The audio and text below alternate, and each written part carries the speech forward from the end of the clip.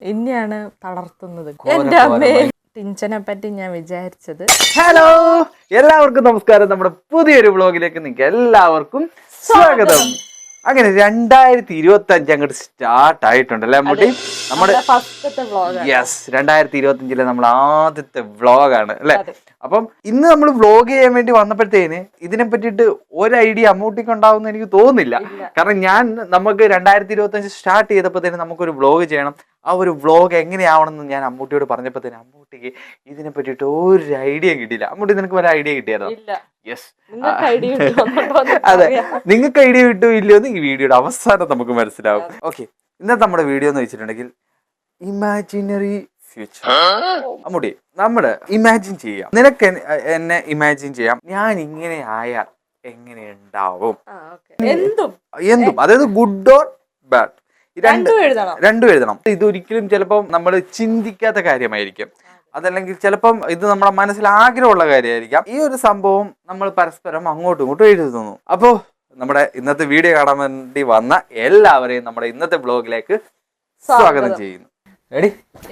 നമുക്ക് ഒരിക്കലും ചിന്തിക്കാൻ പറ്റാത്ത അത്രയും എക്സ്ട്രീം ആയിരിക്കണം നമ്മൾ എഴുതാൻ വേണ്ടി പോകുന്നത്. ഞാൻ എഴുതിയതിനെ ഓർത്ത് പിന്നെ സങ്കടപ്പെടരുത്.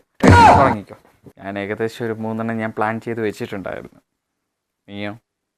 ഞാനൊന്നും പ്ലാൻ അല്ലായിരുന്നു. എഴുതിയോ? ഇല്ല, എന്റെ നോക്കരുത്. ഓക്കെ, നീ എഴുതി തുടങ്ങിയത് കൊണ്ട് ഞാൻ നോക്കിയതാ എന്താണ് ഇവിടെ കുത്തി കുറിക്കുന്നതെന്ന്. ടിഞ്ചൻ ഓൾറെഡി വീഡിയോനെ പറ്റി ഒരു ഐഡിയ ഉള്ളതുകൊണ്ട് ടിഞ്ചൻ നേരത്തെ ചിന്തിച്ചു കൂട്ടിക്ക. അതെ,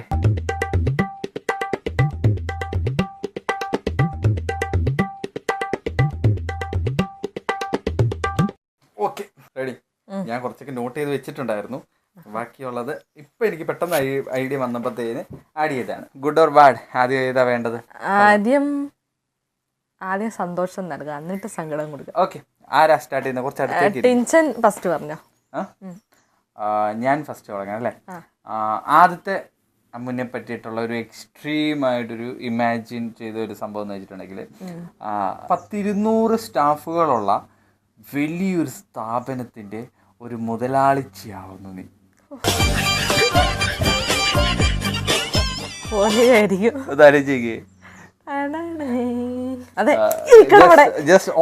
ഓർഡർ ഉള്ളി പണിയൊന്നും ചെയ്യില്ല, ജസ്റ്റ് ഓർഡർ ഉള്ളി ചെയ്യുന്ന, പോയിരുന്ന ക്യാഷ് മെസ്സേജ് വരുന്ന ആ ടൈപ്പ് മുതലാളി. അങ്ങനെയൊക്കെ നടക്കൂ? എങ്ങനെ ഉണ്ടാവും? നടന്ന അടിപൊളിയായ. എന്നെ കുറിച്ച് പറഞ്ഞോളൂ. എന്റെ ഗുഡ് ഇമാജിൻ. ടിഞ്ചന്റെ ആഗ്രഹം പോലെ തന്നെ നടക്കട്ടെ. ഫിലിം സ്റ്റാർ BMW വരുന്നു, എല്ലാരും കാണും, എണീറ്റൊക്കെ നിക്കുന്നു. ആര്? ടിഞ്ചനല്ല, അവരെണീറ്റ്. ഞാനത് ഇമാജിൻ ചെയ്യാണ്. എന്ത് രസമുണ്ട് ആലോചിക്കുമ്പോ തന്നെ, വല്ലാത്തൊരു കുളിർമ. പക്ഷെ ആലോചിക്കുമ്പോ രസമുണ്ട്. നീ അത് എഴുതിയത് എനിക്ക് ഇഷ്ടപ്പെട്ടു. പിന്നെ പോസ്റ്റർ ഒക്കെ വരുന്നു. അമ്മൂട്ടി ഒന്ന് ആലോചിച്ച് നോക്കി. ഞാൻ അങ്ങനെയൊക്കെ വന്ന് വലിയ BMW വന്ന് ഇറങ്ങി സെലിബ്രിറ്റി ആയി അങ്ങനെ വന്ന് ഇറങ്ങുമ്പത്തിനുള്ള ഫീൽ ഒന്ന് ആലോചിച്ച് നോക്കി. ഫീലാണ് ആലോചിക്കുമ്പോൾ തന്നെ അടിപൊളി. അടുത്തിലേക്ക് പോകാൻ വേണ്ടി ഓവറായിട്ട് തിങ്ക് ചെയ്ത് കഴിഞ്ഞാൽ ഞാൻ എங்கேയോ പോകും. അടുത്ത ഇവളുടെയാണ്. ഇവക്കൊരിക്കലും പറ്റാത്തൊരു കാര്യമാണ് അത്. ഞാനൊന്ന് ഇമാജിൻ ചെയ്യാണ്. 100 കണക്കിന് ആളുകൾ ഇരിക്കുന്ന ഒരു സ്റ്റേജിൽ നിന്ന് മണിക്കൂറുകളോളം നീ പ്രസംഗിക്കുന്നു. ഞാൻ കാല് വിറച്ച് ജാകും.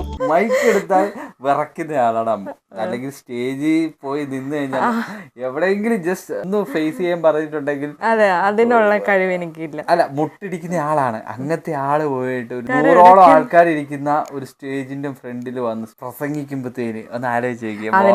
അതിന്റെ തലേദിവസമുള്ള കാര്യം ആലോചിക്കുമ്പോഴാണ് എനിക്ക് പനി. അത് ഓർത്തിട്ട് എനിക്ക് പനി.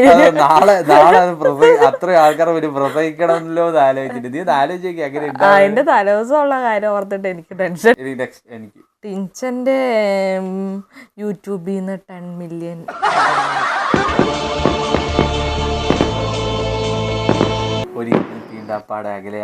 എവിടെ എത്താത്ത 10 മില്യൺ. ഓക്കെ, അത് സംഭവിക്കാവുന്ന കാര്യമാണ്. പക്ഷെ അത് ഒരു പീരീഡ് പറഞ്ഞിട്ടില്ലല്ലോ. എങ്ങനെ? എത്ര നാളിനിടയ്ക്ക്? പെട്ടെന്ന് പെട്ടെന്ന് സഡൻലി ഒറ്റയടിക്കോ? ഒരു വീഡിയോക്ക് അപ്രതീക്ഷിതമായി 10 മില്യൺ അടിക്കാന്ന് പറഞ്ഞാൽ അടിപൊളിയായിരിക്കും. നിങ്ങൾ എല്ലാവരും ഒന്ന് അറിഞ്ഞൊന്ന് പ്രയത്നിക്കുകയാണെങ്കിൽ നമുക്കൊന്ന് ശ്രമിച്ചു നോക്കാം. അത് നടക്കാവുന്ന കാര്യങ്ങളൊക്കെ ഉള്ളൂ. അടിപൊളി. അടുത്ത ഈ വരുന്ന ഓണത്തിന്, ഈ വരുന്ന ഓണത്തിന് 2025 ഓണത്തിന് ഓണം ബമ്പർ ഈ പ്രാവശ്യം നിനക്കടിക്കുന്നു.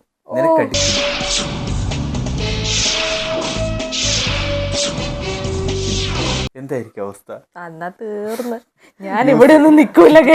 ന്യൂസുകാര്, നാട്ടുകാര്, ആൾക്കാര് ഓടിക്കൂടുന്നു. എന്റെ മോനെ രക്ഷയില്ല. പിന്നെ ഇന്റർവ്യൂ. ഞാൻ ടാക്സ് അടിച്ച് മുടിയും. ഇനി ഗുഡ് ആണോ ബാഡ് ആണോ? ഇനി ബാഡിലേക്ക് കിടക്കാം. ഓക്കെ. ടിൻസന്റെ ഗുഡ് കഴിഞ്ഞു, എന്റെ ഗുഡ് കഴിഞ്ഞു, എന്റെയും കഴിഞ്ഞു. Okay, next. ഇനിയാണ് തളർത്തുന്നത് കേട്ടോ പ്ലീസ്. വേറൊന്നും തോന്നരുതേ. ടിൻസനെ പറ്റി ഞാൻ വിചാരിച്ചത് പിച്ചക്കാരനായിട്ടാണ് എന്തെങ്കിലും തരടേ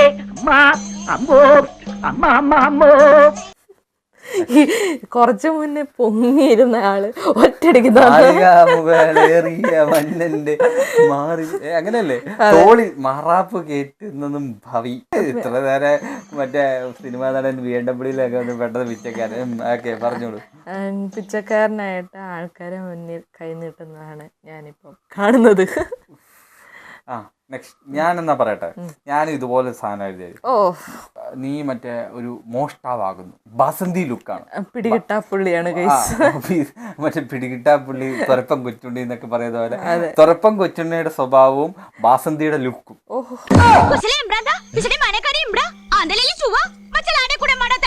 വൃത്തികെട്ട കോലം. ഈ 2 കോലത്തിൽ വന്നിട്ട് തുരപ്പം കൊച്ചുണ്ണിയുടെ പരിപാടി ചെയ്യുന്നു. എങ്ങനെയുണ്ടാവും? അടിപൊളി. മോഷണവും ബാസന്തിയുടെ ലുക്കും ആലോചിക്കാൻ കഴിയുന്നില്ല. എന്നാലും പൈസ ആകണം ചിന്തയുണ്ട് കേസ്.